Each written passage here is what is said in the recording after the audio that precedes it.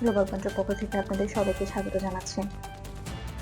Russia প্রথমবারের মতো তাদের সবচেয়ে উন্নত আকাশ ও ক্ষেপণাস্ত্র প্রতিরক্ষা ব্যবস্থা S-500 প্রমিথিউস সীমিত আকারে কমব্যাট ডিউটিতে মোতায়েন করার বিষয়টি আনুষ্ঠানিকভাবে নিশ্চিত করেছে।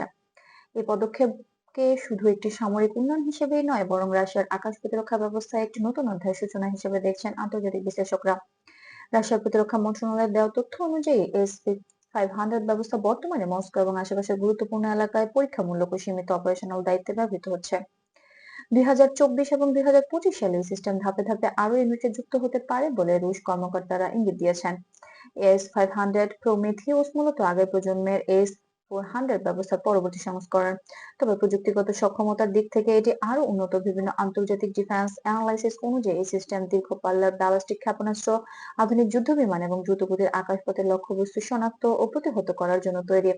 কিছু বিশ্লেষণে বলা হয়েছে এটি নিম্ন কক্ষপথে থাকা নির্দিষ্ট ধরনের অবজেক্ট পর্যবেক্ষণের সক্ষমতাও রাখে।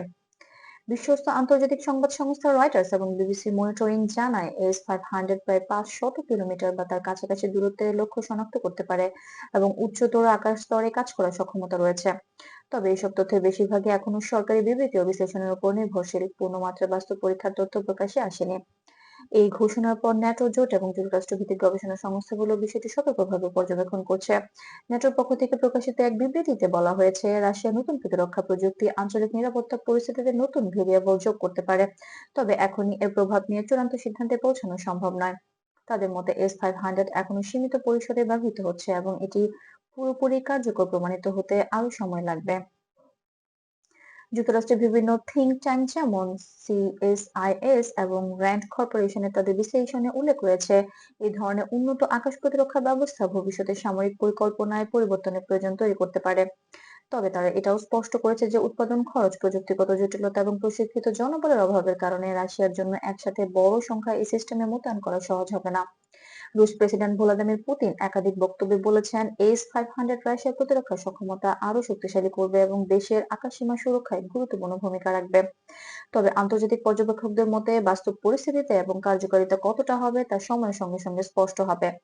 বিশ্লেষকরা মনে করছেন S-500 নিয়ে কিছু দাবি প্রচারণামূলক হলেও এটিকে সম্পূর্ণভাবে অস্বীকার করার সুযোগ নেই।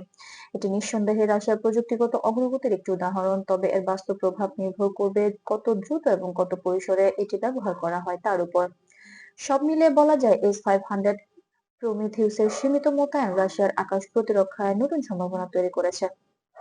একই সঙ্গে একটি আন্তর্জাতিক নিরাপত্তা বিশ্লেষকদের নজর কেড়েছে, তবে এখনই এটিকে বিশ্ব নিরাপত্তা ব্যবস্থায় বড় পরিবর্তন হিসেবে দেখার আগে আরো যাচাইকৃত তথ্য ও সময় প্রয়োজন।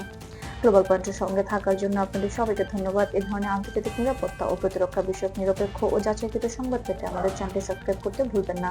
ধন্যবাদ।